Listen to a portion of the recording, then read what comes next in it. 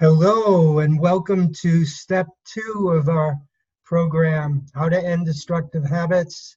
Step 2, we're going to be discussing how to decrease destructive brain circuitry. And in the way of a little bit of a review here, what we've learned to this point is that the destructive urges and cravings which are driving habits and addictions are really neurological garbage, worthless static coming out of the lower brain, faulty brain messages. And the more we can come to see these urges differently, we can experience them differently. And as a result of experiencing them in a different way, with insight and understanding as it grows, they can be dismissed as powerless, irrelevant, and meaningless. And this is really just absolutely so exciting to be able to realize that we can experience our urges in a way in which renders them powerless. So let's take a moment to kind of consider an example of how deeper understanding can change how we see and how we experience something. Just imagine that you're on a busy subway in New York City, and you're sitting there and you're kind of trying to just read your book as you're moving along in the subway. And meanwhile, there's a fellow there who has a little boy and another son as well, and the boys are really misbehaving, and the father seems to be totally oblivious to how irritating it is for you sitting there trying to get your reading done, trying to kind of have a little bit of a relaxing ride. And the father seems so totally oblivious to what his children are doing and how disruptive they are. And finally, you can't take it anymore. You're just so frustrated, and you just say to him, "Listen, can't you discipline your children?" And immediately, the fellow kind of looks at you and he says, "Oh, I'm so sorry. I'm so sorry. I just, we were just visiting my wife. She's seriously ill in the hospital, and then we're just on our way home." And as he's saying this to you, your entire experience of the situation has shifted. From one moment when you're feeling frustrated and irritated to the next moment that you're feeling compassion, understanding, empathy with this family. And so we can see that by understanding the truth about something, it can immediately shift the way that you see it, the way you experience it. And this is an example of what we want to come to realize in a deep and insightful way about these urges and cravings. Normally, we try to fight the craving, we try to fight the urge, we struggle against it, we put attention on it, we resist it. But unfortunately, by putting attention on it, the more we resist it, the more attention is on it, the more those neural circuits become strengthened from the lower brain. The more the urge becomes stronger as it's reinforced with the power of intention. Finally, it reaches a point where we feel we've got to act on the urge once the habit's established, just to make the urge go away, just to free us of the tension that's building. But unfortunately, by acting on the urge, we only make it stronger. And so it's very important to understand that if we can find a way to avoid acting on the urge without struggling against it, without resisting it, but by experiencing it a new way, acting on it less, the weaker it becomes. So here's a slide that we saw in step 1 that I want to just review, where Dr. Schwartz is saying the urge to act in a destructive way is really toxic waste from the brain. And he's saying that if we can see things as they really are, or literally in accordance with the truth, we can quickly recognize these disturbing thoughts as senseless, as false, as errant brain signals not even worth the gray matter they rode in on, let alone worth acting on. And that's so important for us to understand, that the more we can see the truth of these urges, the more we can see that they are just brain signals from the lower brain, not worth the gray matter they rode in on, let alone worth acting on.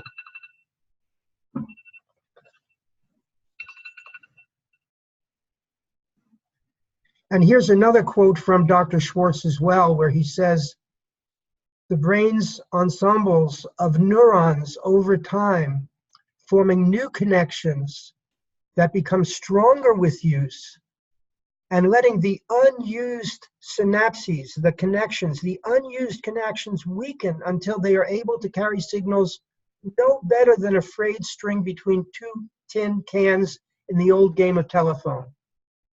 So here, once again, we see this important point that as we avoid acting on the urge, those neural circuits become weaker.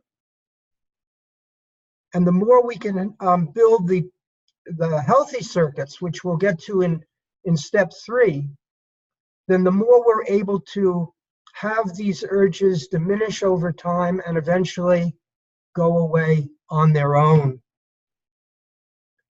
So the key in this key is in step 2 here, is to create separation between ourselves, who we are, and these urges, which are faulty brain messages from the lower brain.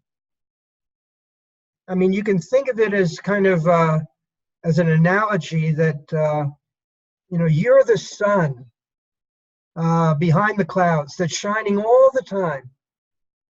Now the clouds can obscure the sun, but the sun is always shining. You're always there. Who you really are as a total spiritual, psychological, physical being, as a child of God, you are there.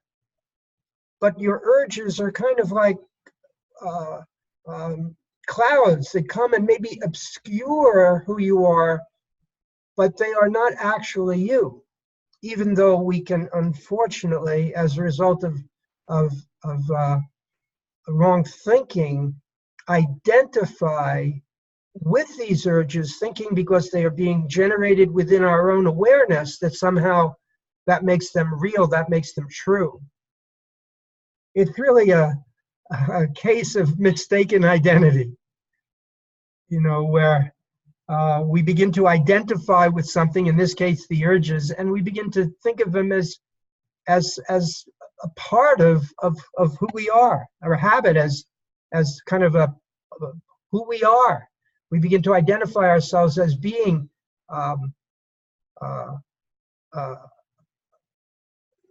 the embodiment of a habit, rather than the person who has the urge, who has the habit, but is clearly separated from the destructive habit.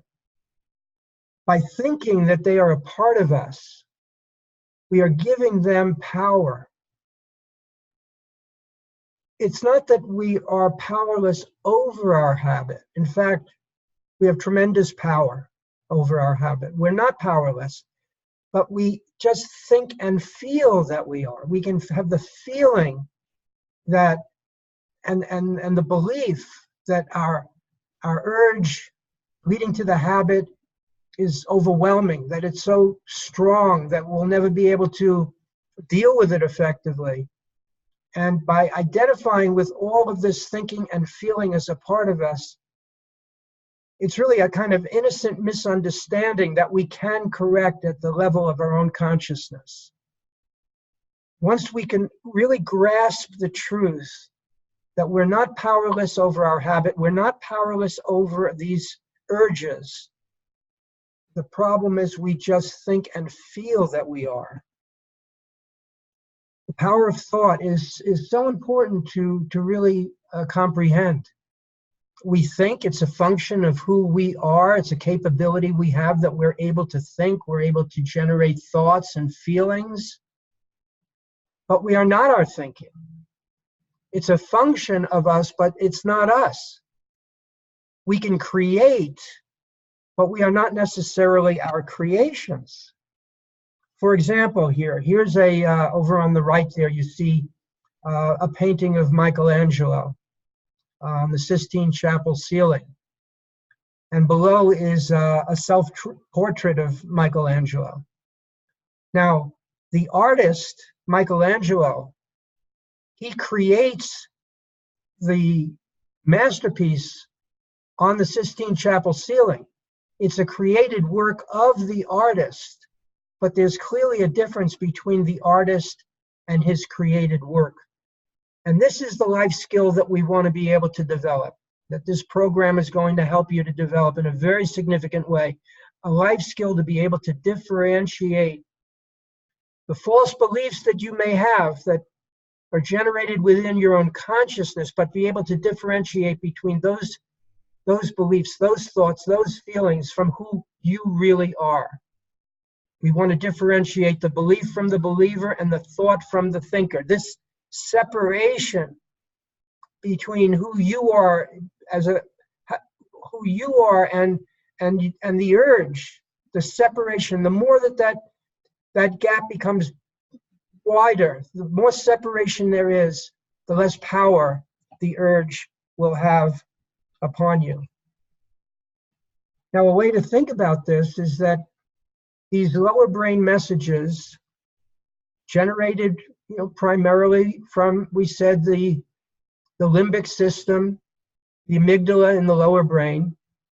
These are kind of like an obnoxious backseat driver. Just imagine, there you are in the front of the car, hands on the steering wheel, driving along, coming to an intersection, and the fellow in the back seat, this backseat driver, he's telling you, "Oh, go through the intersection. Don't worry about the light. Just go through. Well, actually, he could be very intense in terms of what he's telling you to do, but he has no actual control over the steering wheel or the direction of the car or whether or not you've put your foot on the brake. You are in charge. These destructive urges and cravings that are driving the habits and addictions are like a backseat driver that's just insistent, but really has no power. Only the power that you give him by thinking that somehow he's a part of you. The more you can differentiate yourself from the backseat driver, the more you can create separation between who you really are, the power you have as a child of God, and the feeling or thought which is being generated, but which is not you. With greater understanding, you will act on these urges less. Those destructive neurocircuits become weakened.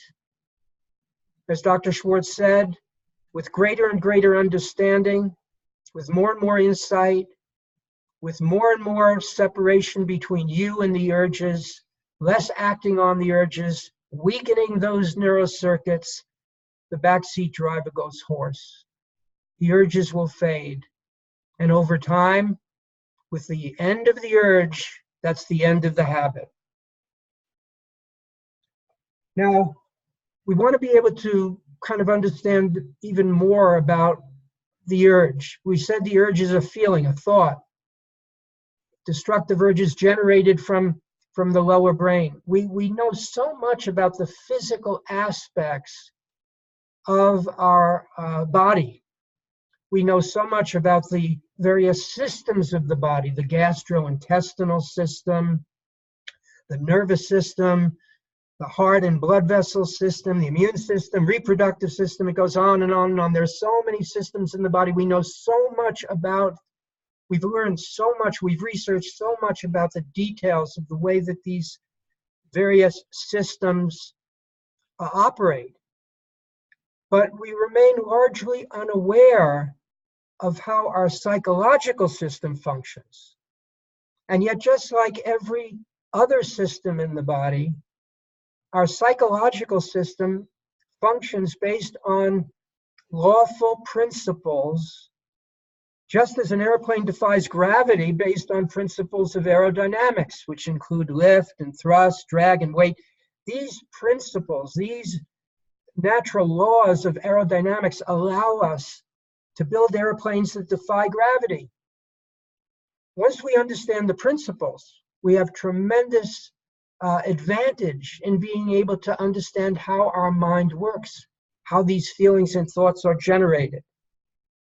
And largely, the feelings and thoughts being generated in our consciousness, it's kind of like a chatty mind constantly talking to us. It's an internal dialogue that never seems to stop, with opinions and judgments and the discussions within our own mind, endless chatter. And when it's really based on beliefs which are untrue, then it creates an experience of stress, strengthening the urge and the craving. So the more we can really understand this chatty mind and how little real truth emanates from it, the more we'll have increasing power over it. Unfortunately, with this chatty mind, the more we pay attention to it, the more we try to resist some of the feelings, the urges, the cravings that are generated out of it, we complicate the situation. We add thoughts and feelings on top of the urge with untruthful beliefs, such as a voice telling you you're too weak to overcome your habit.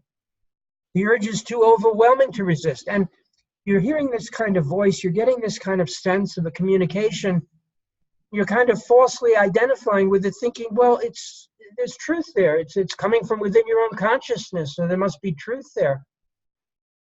And as a result, we create rather innocently what we could refer to as a thought storm. And by building up thoughts and feelings on top of the urges, that only complicates the situation, makes it that much more difficult for us to be able to see the urge for what it is and dismiss it.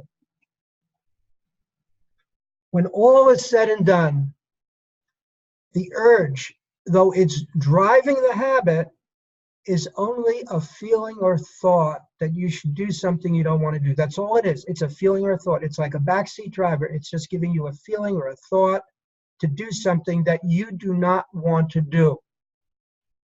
So rather than resisting it and struggling with the urge, fighting it, we want to recognize it for what it is. And by recognizing it for what it truthfully is, it loses its power. As it loses its power, you act on the urge less. As you act on the urge less, those neural circuits become weakened. In step 3, we'll strengthen the healthy circuits. And this will mean, over time, the end of the habit. With the end of the urge, that's the end of the habit. So it's really not about changing or controlling your thinking, but really more about understanding the power of thought and using the power of thought instead of trying to use it to resist the cravings, to resist the urges. We just want to understand it. Because whether thoughts are positive or negative, the fact is that thinking thoughts is still only a function we have, but it's not us. And most of the thoughts we're having, all of the associated feelings and thoughts that we pile on the urge, they're just completely untrue. Anything that makes you feel lousy, anything that makes you feel unempowered, anything that takes away your joy and happiness is not true. Because we were created to really be healthy, to be happy, to be fulfilled in a relationship with God. We can see that the urges and cravings, they're kind of temporary human weather. And like weather, it can be beautiful there on the left with the sun shining and beautiful blue sky, but over on the right you see there's weather that's much more tumultuous, maybe even very dangerous, tornadoes, whatever, lightning. But weather changes. And our urges and cravings, they will come and go. They will, if we can just avoid acting on them, seeing them for what they are truthfully, seeing them as errant brain signals from the lower brain, creating separation. The more we can kind of see them for the truth of what they are, they lose their power and they pass. The feeling passes. The feeling passes. And in the process, by not acting on the urge, we're weakening those neurocircuits. We can learn a lot from children. We can see how kids, they don't get caught up in their thinking. They let their feelings and emotions come and go effortlessly. One moment, they're just bubbly with joy and happiness, and the next moment, oh, they're not feeling so well and crying or whatever, and then they can be distracted and all of a sudden bounce back. I mean, their feelings, they come and go. They don't hold on. They don't think about what they're thinking. They just allow the thoughts and feelings to flow through. So our feelings are, in many ways, when we have disturbing feelings, stress, when we have the urge, the craving, these are like a check engine light in our car that's alerting us to the fact that we have poor quality in our thinking and feeling. And just like with an engine light, a check engine light, you would see it go on, you would think, oh, I've got to really make an adjustment, I've got to pull over, maybe go to get to a gas station, just find out why that check engine went on. It's alerting us to the fact that it's necessary to make an adjustment.